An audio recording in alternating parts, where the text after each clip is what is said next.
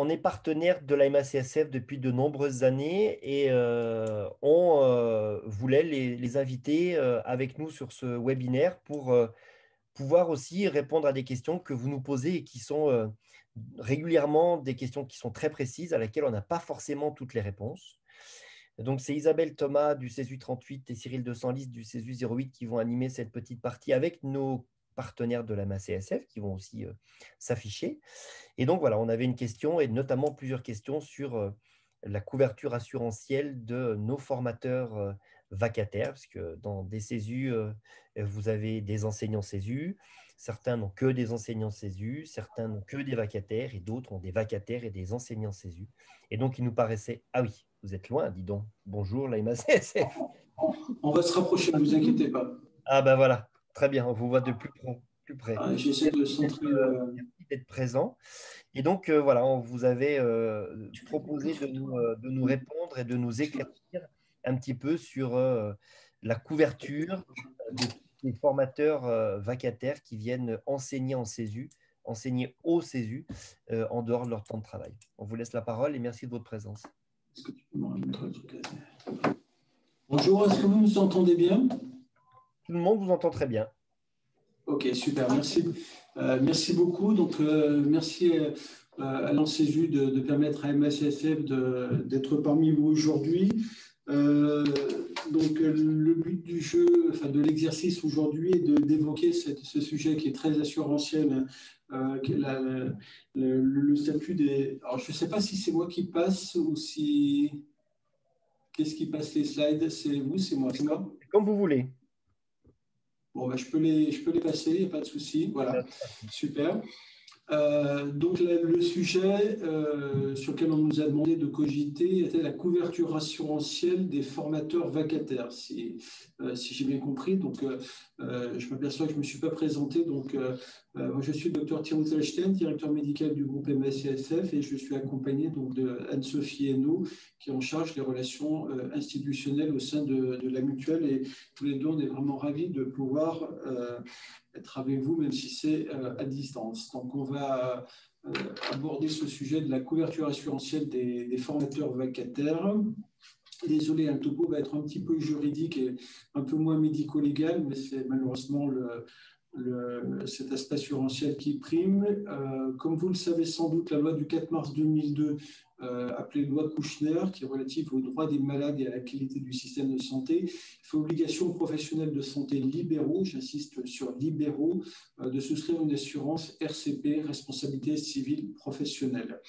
En effet, les professionnels de santé qui exercent à titre libéral doivent souscrire cette assurance de manière à pouvoir indemniser ou réparer les dommages des patients que les patients auraient pu subir dans le cadre d'une prise en charge qualifiée de défectueuse.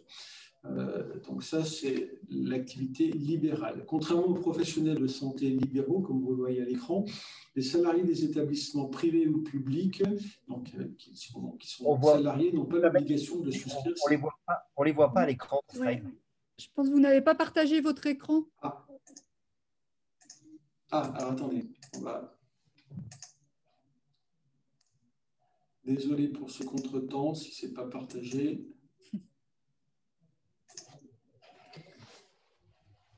Tu retournes sur Zoom, Sophie. Il faut que tu agrandisses le 4. Alors, on avait prévu que Céline nous chante une chanson pendant ces petits moments. Non, c'était pas ça, Céline? À la voix assez claire, là. Alors, on y arrive. Tu vois, pas besoin de chanter. Parfait. C'est bon pour vous? C'est bon, on voit cette fois-ci, oui. Ok. Je vais reprendre très rapidement, mais ne vous inquiétez pas. Voilà, donc j'arrive toujours à les passer, il n'y a pas de souci. Donc, sujet assurantiel pour la couverture des formateurs vacataires. Comme j'indiquais, donc la loi du 4 mars 2002 fait obligation aux professionnels de santé libéraux de s'assurer pour combler, entre guillemets, les dommages potentiels occasionnés par leur pratique. On parle bien des professionnels de santé libéraux, dès lors que ces mêmes professionnels de santé sont salariés des établissements de santé, que ce soit du public ou du privé, dans un cadre un petit peu moindre, ces professionnels de santé n'ont pas l'obligation de souscrire une assurance RCP. Mais, parce qu'il y a toujours un mais dans le cadre de l'assurance, bien évidemment. Je vais pousser ça. Voilà, si j'arrive à la... Voilà, super. Néanmoins, lorsque l'on est dans le cadre d'un professionnel de santé qui est salarié d'un établissement privé ou public, en règle générale, c'est bien évidemment l'établissement qui prend en charge ce qu'on appelle les fautes du service, les fautes involontaires ou dans l'exercice des fonctions, une erreur de diagnostic, une erreur thérapeutique ou autre. C'est bien évidemment l'établissement qui est chargé de prendre en charge les conséquences dommageables de cette prise en charge. Sauf dans un certain nombre de cas, ce que l'on appelle le premier cas, c'est la faute intentionnelle, lorsque le responsable, donc le professionnel de santé responsable, a une volonté non seulement de commettre une faute, mais aussi d'occasionner un dommage au patient. Inutile de vous dire que ce sont des cas extrêmement rares que l'on rencontre très très rarement dans le monde assurantiel. Le deuxième cas de figure, et par contre est malheureusement un peu plus fréquent, c'est ce qu'on appelle, et vous connaissez tous le terme, la faute détachable du service. Ça, c'est le terme usité pour un établissement public, ou une faute détachable, non pas du service, mais de la fonction, lorsque le professionnel de santé est salarié d'un établissement privé. C'est d'un point de vue juridique et assurantiel une faute qui comporte un degré de gravité tellement important que l'établissement considère que ce n'est pas une prise en charge tout à fait habituelle. Et en tout cas, une faute que l'on ne peut pas raisonnablement rattacher au fonctionnement normal d'un service ou aux missions qui sont habituellement confiées à ce professionnel de santé. Très clairement, c'est par exemple une aide-soignante qui va exercer des actes d'infirmière, ce qui n'est pas dans son périmètre, un médecin qui déciderait de ne pas intervenir alors qu'à l'évidence l'état de santé du patient le nécessitait, un médecin qui ne va pas se présenter alors qu'on l'appelle et qu'il est par exemple d'astreinte. Ce type d'acte. Également, l'établissement ne va pas couvrir le professionnel de santé salarié lors de la réalisation d'actes en dehors de l'établissement, étant précisé qu'on met de côté les interventions SMUR, SAMU ou autres déplacements qui sont dans le cadre bien évidemment de l'activité salariée. On parle d'actes le plus souvent gratuits, prodigués à des proches ou ceux réalisés dans le cadre de l'assistance à personnes en péril. Vous êtes en vacances, vous vous promenez sur une plage et là vous constatez qu'un monsieur fait un arrêt cardio-respiratoire, bien évidemment, vous devez intervenir. Et là, c'est dans le cadre de l'assistance à personne en péril. Mais l'établissement de santé dans lequel vous exercez ne va pas vous couvrir pour ces prises en charge. Et par voie de conséquence, ce professionnel de santé salarié, j'insiste bien salarié ou hospitalier, pourrait, en cas de mauvaise prise en charge, être condamné à indemniser ce patient. Il faut préciser, pour être tout à fait complet, que d'une façon générale, les conséquences d'une faute intentionnelle ne sont pas prises en charge par un assureur, quel qu'il soit, puisqu'il y a non plus une notion d'aléa, qui est chère à l'assureur bien évidemment, mais parce qu'il y a une volonté de nuire, et la volonté de nuire qui ne peut pas s'assurer fort heureusement, sinon je pense que ce serait la porte ouverte à une certaine dérive. Par contre, ce que j'ai noté en tout bas de la slide, les conséquences de la faute détachable du service ou de la fonction et des actes réalisés en dehors de l'établissement peuvent être garanties par un contrat d'assurance professionnelle. Donc le principe pour les hospitaliers, l'établissement ne vous garantit pas pour ces fautes détachables soit du service, soit de la fonction, ou pour les actes en dehors de l'établissement, non-assistance à personne en danger, mais vous avez bien évidemment la possibilité, à titre personnel, de souscrire des garanties de ce côté-là. On va passer à la slide suivante. Si ça fonctionne, c'est parfait. Plus concrètement, appliqué à votre activité, si vous êtes enseignant dans le cadre du CESU, donc vous avez une activité de soins, plus une activité de formation qui est intégrée à votre fiche de poste ou à votre activité habituelle, pas de souci. Deuxième cas de figure, si vous êtes vacataire, et c'est l'objet de cette présentation, vous avez une activité de soins, mais aussi une activité de formation dans le cadre du CESU, mais hors du temps de travail habituel. Dans ce cas de figure, une une assurance responsabilité civile professionnelle, cette fameuse RCP dont on parle, est vivement recommandée. Il faut avoir à l'esprit que cette assurance n'est absolument pas obligatoire pour le professionnel de santé salarié. Ça, c'est un point important. Elle n'est pas obligatoire, mais elle est vivement recommandée. Encore une fois, dans l'hypothèse où l'établissement de santé qui vous emploie estimerait que c'est une faute détachable du service ou de la fonction. L'autre point de vigilance, c'est une question que l'on nous pose très souvent chez MACSF, j'ai déjà une assurance responsabilité civile. D'accord ? Est-ce que je suis couvert dans le cadre de cette activité professionnelle ? La réponse est bien évidemment non, parce que le contrat responsabilité civile que vous détenez auprès de votre assureur habituel est un contrat dit vie privée, entre guillemets, souvent rattaché à un contrat multirisque habitation, et par contre, elle ne vous couvre pas pour une activité relevant de votre activité professionnelle. D'où l'importance de souscrire un contrat spécifique. Et je vais passer à la dernière slide. Chez MACSF, donc, puisqu'on nous interrogeait sur ce sujet-là, la solution est très simple puisque la garantie RCP est intégrée directement aux conditions générales de notre contrat RCP.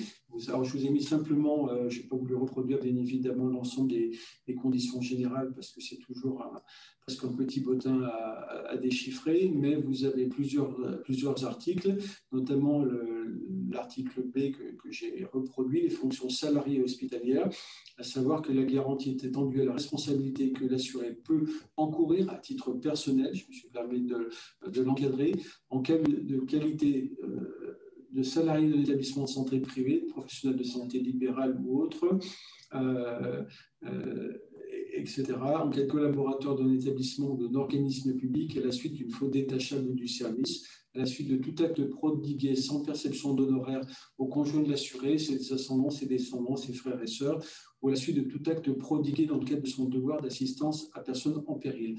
Donc, très concrètement, lorsqu'un professionnel de santé salarié souscrit un contrat RCP auprès de MACSF, il est bien évidemment couvert pour l'ensemble des actes qui relèveraient d'une faute détachable ou du service ou pour une activité dans un cadre tout à fait personnel. Et en complément de cette garantie qui est prévue aux conditions générales, le point C, qui est de mon point de vue est le plus important dans le cadre de cette note d'information, on inclut les activités d'enseignement et de formation, à savoir que la garantie donc, du contrat RCP est étendue à la responsabilité que l'assuré peut encourir à titre personnel du fait de ses activités d'enseignement ou de formation, c'est typiquement le cas des vacataires, dispensées à titre libéral lorsqu'elles sont relatives à la pratique de son art. L'art, c'est bien évidemment l'activité médicale. Précision, ces mêmes activités exercées en qualité de salarié d'un établissement privé ou public sont garanties dans les mêmes conditions que les autres fonctions salariées et hospitalières visées à l'article ci-dessus. Concrètement, ça veut dire que dans le cadre du contrat RCP MACSF, les activités des formateurs vacataires sont bien évidemment couvertes, que ce soit de l'activité salariée ou libérale. Voilà ce point juridique. Je suis désolé, c'est très juridique, mais on vire ensuite sur du médico-légal. Si vous avez besoin de précisions sur ces sujets-là, n'hésitez pas à contacter directement Anne-Sophie Hainaut qui pourra répondre à l'ensemble de vos questions, y compris pour des prises de contact, peut-être plus en région, pour vous aiguiller vers les bons interlocuteurs. Voilà, j'ai terminé. Je ne sais pas, il y a peut-être des questions sur ce sujet, M. Guénaud. Merci, parce que je pense que la réponse a été claire. Vous me dites si j'ai bien compris, si je la résume, c'est que qu'on soit salarié de l'établissement ou qu'on vienne en tant que vacataire en dehors de notre temps de travail, si on a une RCP et non pas une responsabilité civile professionnelle, privée, pardon, on est couvert. Du moment qu'on a la professionnelle, on est couvert. On peut donc venir faire de l'enseignement en dehors de notre travail. Absolument, d'où l'importance de... Alors, c'est toujours les mêmes questions sur ces sujets. La plupart des hospitaliers, des professionnels de santé hospitaliers ont bien intégré le fait que l'établissement de santé dans lequel ils exercent ne les couvre pas forcément dans toutes les situations, notamment cette situation de vacataire. Et une bonne solution, c'est de prendre à titre personnel une responsabilité civile professionnelle. Alors, on n'a pas parlé de tarifs, hein, parce que ce n'est pas le but du jeu, mais des montants qui sont extrêmement limités. Et bien évidemment, comme tous les produits d'assurance, c'est uniquement lorsqu'on en a besoin qu'on se rend compte qu'on ne l'avait peut-être pas souscrit. Voilà. Mais pour répondre à votre question, M. Guénaud, effectivement, une RCP et non pas une simple responsabilité civile. Et donc, pour bien prendre le contrepartie, un salarié qui travaille et qui donc fait de l'enseignement pendant son temps de travail, un salarié, pardon, un enseignant, comme ce qu'on appelle nous un enseignant de CESU, lui, il n'a pas forcément besoin de prendre de RCP. Non, il n'a pas forcément besoin de prendre cette RCP si bien évidemment cette activité d'enseignement est parfaitement intégrée dans son activité, voire même dans sa fiche de poste ou de mission. Mais je pense que c'est le cas, avec le bémol qu'il ne sera pas couvert si sur cette activité d'enseignement survient une complication ou une difficulté pour laquelle l'établissement estime qu'il s'agit d'une faute détachable du service. Très bien, merci. Je ne sais pas si vous avez... Mais je pense que le cas doit être suffisamment rare. Moi, il y a quelque chose qui est peut-être pas très clair pour moi.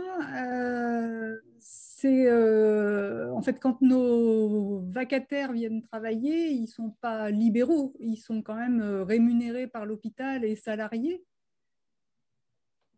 C'est une question. Enfin, non, c'est pas une question. Ils sont pas libéraux, ça c'est sûr. Ils sont pas payés en honoraires. Mais du coup, est-ce qu'ils rentrent dans le cadre des salariés?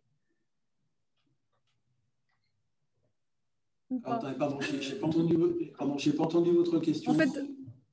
En fait, nos vacataires, quand ils viennent travailler dans les CESU, sont finalement salariés en tant que vacataires, soit dans leur propre hôpital, soit ils viennent d'un autre établissement et ils viennent travailler pour l'hôpital en tant que vacataires. En tant que vacataires, ils sont quand même considérés comme salariés. Ils ne sont pas libéraux. Oui, s'ils sont salariés de l'établissement, ça rejoint le premier point, il n'y a pas de souci dès lors que cette activité d'enseignement ou de formation est clairement intégrée à leur activité habituelle avec une fiche de poste ou de mission, par exemple. On a une question d'Éric Verne.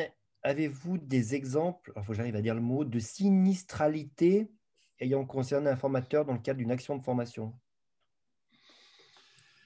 De mémoire, non. Non, alors j'ai pas d'exemple tiré de notre sinistralité, mais si on essaye de donner un exemple purement pour illustrer, purement imaginatif, on pourrait imaginer qu'une séance de formation sur, je ne sais pas si ça existe, mais sur des vrais patients, entre guillemets, le formateur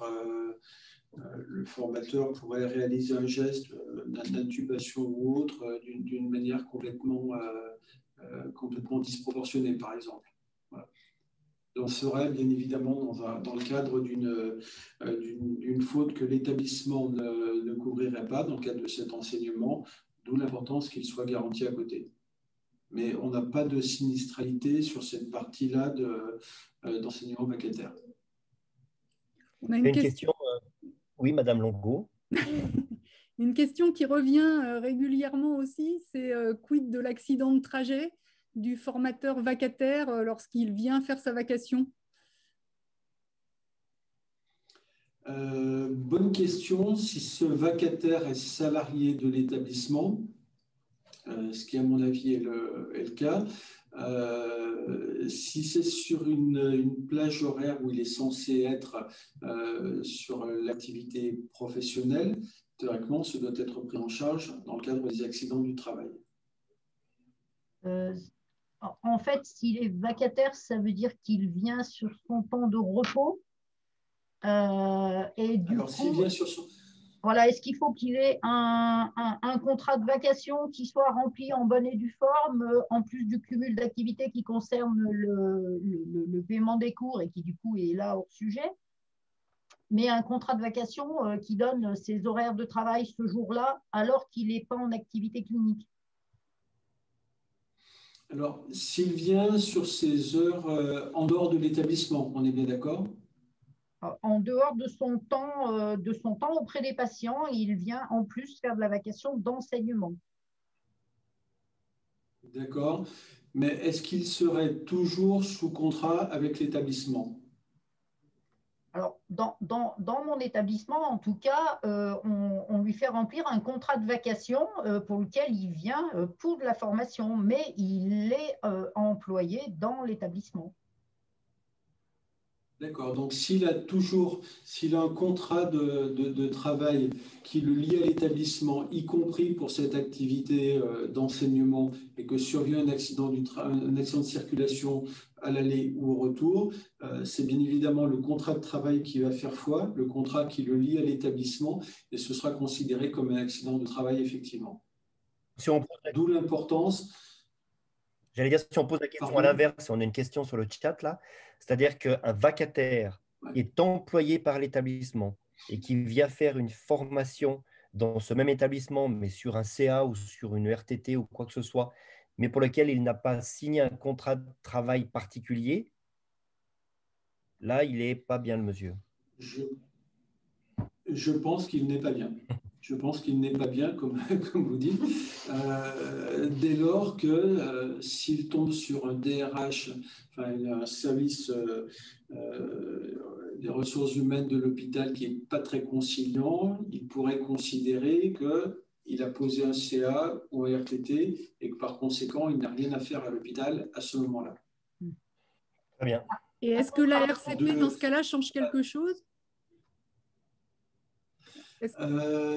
Alors, la RCP, dans ce cas-là, non, puisque ce n'est pas une mise en cause par un patient. Par contre, dans la partie RCP, on parle toujours du RCP, mais il y a la partie PJ, protection juridique, qui bien évidemment pourra l'aiguiller pour effectuer le recours qui sera le plus adapté. Notamment, si besoin, des recours avec des frais d'avocat, etc. Oui, parce on rejoint dans ce cadre de FIC. Non, pardon, je vous en prie. Non, mais allez-y, je vous en prie. Non, je disais que dans le deuxième cas, avec un professionnel de santé qui interviendrait sur un CA ou une RTT en dehors de ce cadre de travail, quelque part, ça se rapproche d'une activité purement, pour l'établissement, purement bénévole, où c'est ce professionnel de santé qui, de sa propre initiative, va décider de mener cette activité. Alors, qui pourrait être source de...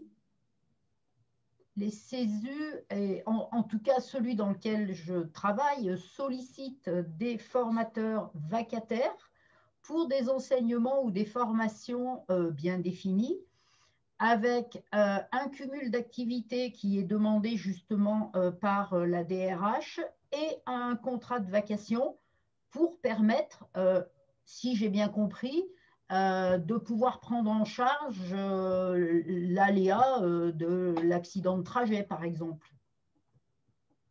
Non, mais là, il y a un contrat. Ouais, vous avez une DRH qui est très précautionneuse à l'encontre de ces professionnels de santé. Ouais.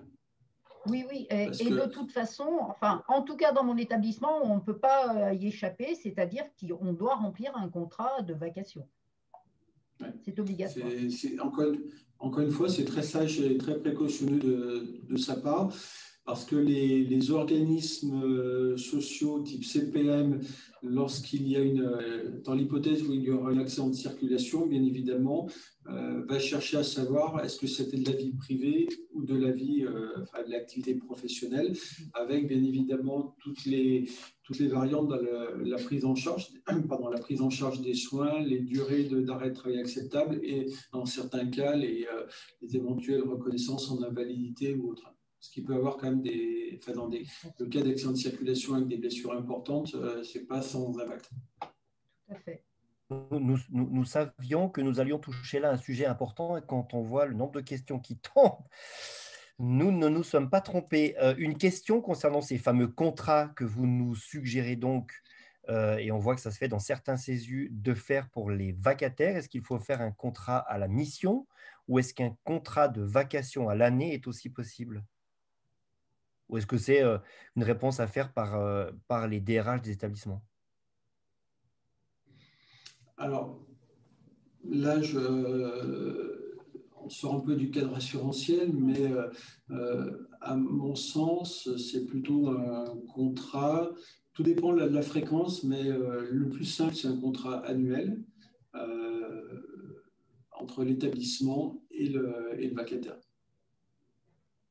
Oui, mais toutefois, on est obligé, en tout cas toujours dans mon établissement, on est obligé de préciser le lieu et les horaires des déplacements des formateurs afin que tout soit très clair pour tout le monde, quoi. Bien sûr, bien sûr. Le risque, c'est effectivement comment dirais-je, d'effectuer des missions à certaines périodes, des switches au niveau des horaires, etc. Et ça, encore une fois, pour les RH et pour la CPM, c'est une catastrophe. Ensuite, de savoir quel était le bon statut. Ce n'est pas forcément une mauvaise volonté, hein, je pense, de la plupart des intervenants, mais c'est plutôt une volonté de clarifier la situation et dans quel statut on se retrouve lorsque survient un accident de circulation. Si je reviens sur le contrat d'assurance, de mon point de vue, qu'il est préférable bien évidemment de souscrire pour être serein, c'est un contrat annuel. Ok, donc on a de nombreuses questions, on ne va pas toutes les poser. Merci beaucoup. En tout cas, on voit que c'est cette couverture assurantielle est quelque chose d'important. J'ai redemandé à Julien No de regarder, puisqu'on nous marque dans le chat que 90% des formations sont assurées par des vacataires. Je pense que ce chiffre n'est pas le bon. Il y a beaucoup plus d'enseignants CESU. Julien est là, va pouvoir nous répondre que 90%. Et on nous demande la position de l'CESU, elle est très claire. Le texte de loi explique que les enseignants de CESU doivent avoir un temps partagé entre leurs activités professionnelles et un temps de formation. C'est la position de l'CESU, puisque c'est celle qui est dans le texte de loi. Donc, je sais et nous savons que ce n'est pas possible partout. Ensuite, s'il y a de la vacation, eh bien, il faut faire avec ce qu'il y a sur le terrain. Et c'est bien pour ça qu'on a pointé ce questionnement aujourd'hui. Si vous êtes et si vous avez l'obligation d'avoir de la vacation pour pouvoir assurer les formations dans votre CESU, eh bien, il faut faire en sorte, soit directement avec votre DRH, soit nationalement, que vos vacataires soient bien couverts. Et on voit bien ici, mais on laissera la parole ensuite à Isabelle et Cyril, que les pratiques sont différentes. Certains CESU font des contrats à la mission, d'autres CESU ne font pas de contrat du tout pour leurs vacataires. Mais voilà, c'était important pour nous d'attirer votre attention là-dessus. Julien, juste sur la proportion enseignante CESU et vacataire. Alors, on a essayé en 2019 de le chiffrer en équivalent temps plein, mais c'est difficile pour les CESU de répondre à cette question. En tout cas, ce qu'on a récupéré, c'est en nombre de personnes. Sur les formateurs des 101 CESU en activité en 2019, il y avait 385 temps dédiés, ce qui représentait 99 ETP et 1829 vacataires. Donc 385 temps dédiés, 1829 vacataires. On n'est pas capable de vous dire ce que ça représente en équivalent temps plein, les vacataires, mais vous voyez qu'on est à 6 fois plus de vacataires que de temps dédiés parmi nos formateurs en 2019. Sachant que les temps dédiés ont un temps hors face-à-face pédagogique en général. Ou les deux, oui. Très bien. Merci beaucoup, Monsieur Solstein, je ne voudrais pas écorcher votre nom, et Madame Hainaut, de votre intervention.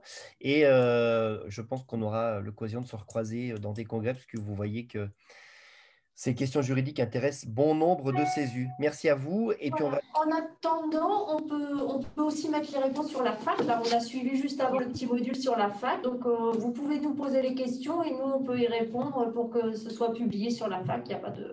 Il Bien sûr. Et j'en profite aussi C'est pour quelque dire chose que que l'on sur peut faire. le site Internet, on a un petit lien juridique. Si vous avez, vous, adhérent Aussi, ouais. dans CESU ou participant dans les CESU, des questions très techniques et très juridiques, vous avez un lien sur notre site Internet qui va directement vers un juriste de la MACSF et qui pourra vous répondre assez rapidement.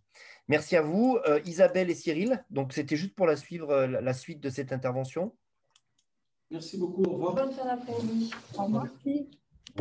Alors, on va partager quelques diapos.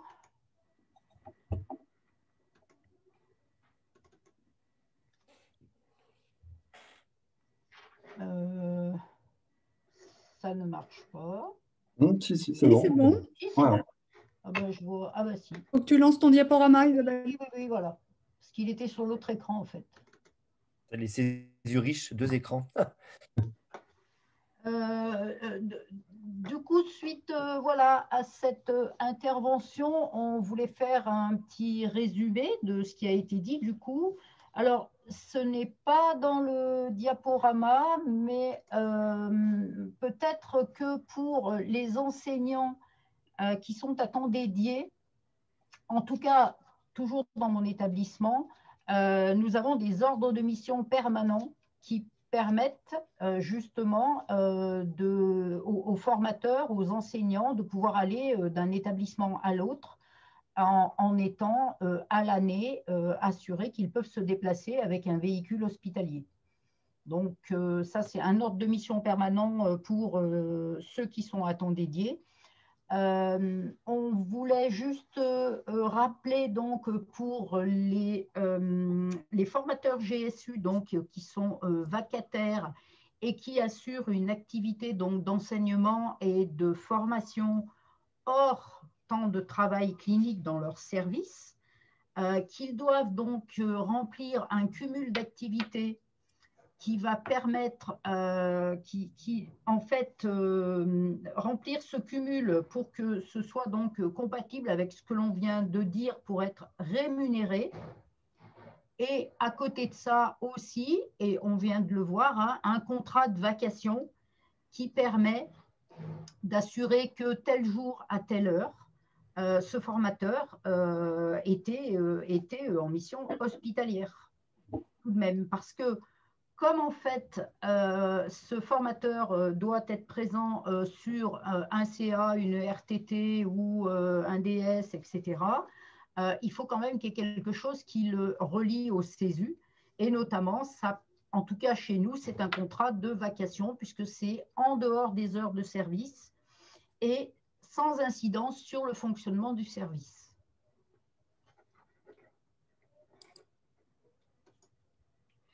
Alors, concernant la demande de l'autorisation de cumul d'activités, il faut faire la demande donc, à son autorité hiérarchique au sein de son établissement. Ce qui est important de préciser dans la demande de cumul d'activités, c'est l'identité de l'employeur ou la nature de l'organisme, préciser la nature du travail effectué, donc là il s'agira de formation, la durée, la périodicité, ainsi que la rémunération. Alors c'est le problème de la périodicité, c'est notamment est-ce qu'on fait un contrat annuel ou pour chaque formation. C'est vrai que ça peut être compliqué de se planifier sur l'année, surtout des années comme on a passé où des formations ont pu être décalées. S'il n'y a pas de réponse de la part de l'employeur dans un délai d'1 mois, il faut considérer ça comme un refus. C'est vrai qu'habituellement, quand on n'a pas de réponse de l'administration, on va considérer ça comme une réponse positive. Là, d'après les textes que vous pourrez retrouver dans la fac sur le site de l'ANSESU, c'est bien précisé que s'il n'y a pas de réponse, c'est un refus de l'employeur. Et l'employeur peut s'opposer à tout moment à la poursuite d'une activité accessoire dans certaines situations. C'est notamment en fait pour des raisons de service ou des problèmes de planning. Et concernant le renouvellement de la demande de cumul d'activité, les textes ne sont pas très très clairs, mais ce qui est fait la plupart du cas, c'est un renouvellement annuel en fait. Alors selon l'année civile ou l'année scolaire, selon les établissements. Alors, pour ce qui est du contrat de vacation, en fait, voilà, c'est un contrat dans mon établissement qu'on établit à chaque vacation avec deux parties bien distinctes, hein, c'est-à-dire tout ce qui est administratif concernant donc le formateur, nom, prénom, date de naissance, employeur, à chaque fois il faut réécrire tout ça. Le nombre d'heures de cours avec le tarif horaire Et en fait, il est bien noté donc, sur ce contrat de vacation qu'il doit être établi avant la réalisation des cours et qu'il doit être lié au cumul d'activités qui a été préalablement demandé et accepté. Si ce n'était pas le cas, l'institution pourrait refuser le paiement des cours. Alors, concernant la rémunération, celle-ci est basée sur l'arrêté du 18 novembre 2011 qui fixe la rémunération des agents publics qui participent à titre accessoire à des activités de formation et de recrutement. Il n'y a pas d'indication précise sur le nombre d'heures maximum que l'on doit faire en tant qu'activité vacataire, mais c'est une activité qui doit être occasionnelle, régulière, ça peut être possible, mais elle doit être limitée dans le temps. En tout cas, on ne peut pas faire un contrat pour plusieurs années d'affilée à temps plein. Et donc ensuite, des références, notamment le décret 2017-105 du 27 janvier 2017, qui explique l'exercice d'activités privées par des agents publics, l'arrêté donc du 18 novembre 2011 qui fixe la rémunération, et ensuite vous avez deux sources où on peut retrouver des informations, notamment une FAQ sur le site fonctionpublique.gouv.fr. Ces liens-là donc, sont également dans la FAQ du site de l'ANSESU. Donc, si vous avez des questions, on est disposé à y répondre. Alors, il y a une question qui revient souvent, mais je pense qu'on va le faire, c'est est-ce qu'il serait possible pour nous d'établir une sorte de contrat type de vacation? Parce que je pense que chaque établissement a son contrat, mais est-ce que nous, on peut en fournir un pour servir d'exemple? Isabelle, Cyril?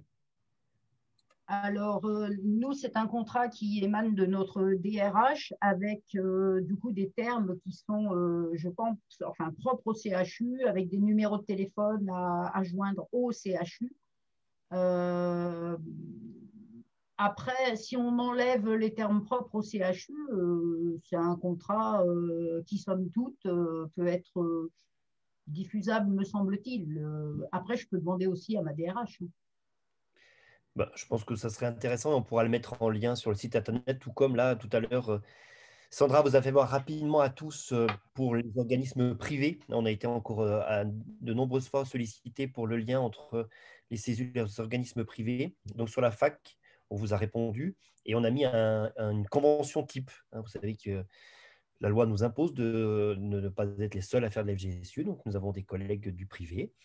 Mais par contre, vous pouvez vous faire des liens et des conventions, et on a mis ce type de convention dans la FAQ. Donc on peut faire exactement la même chose avec ce sujet des vacataires, et on pourra le mettre dans les semaines qui viennent. On va essayer d'en faire une un petit peu collégiale, et puis on pourra vous la proposer sans aucun problème dans la FAQ. Il y a une question sur les paiements, donc ça va être facile. 27 € ou 41 €. Alors, quel est votre choix? Alors, pour le CHU de Grenoble, c'est pas du tout ce tarif-là. Donc, je pense que c'est un tarif qui est propre au CHU de Grenoble et qui est en delà de des chiffres que tu évoques, Gaël. Donc, c'est moins. Donc, je ne sais pas dans les autres établissements. Pour nous, c'est 27. Mais on a négocié de ne pas faire, de pas défalquer 30% au deuxième formateur. Ce qui est normalement dans le texte que vous avez cité dans le diaporama. Dans le texte, voilà, quand il y a deux formateurs, en fait, il y a une diminution de 30% du salaire de base. En fait, il y a deux tarifs possibles en fonction du type de formation. Si c'est une formation plus type initiation, sans prérequis, ou si c'est une formation qui nécessite des prérequis et où on fait appel à des experts, auquel cas on est à 41 €. Et sinon, c'est 27 €. Sachant que dans le texte, on défale que 30% au deuxième formateur.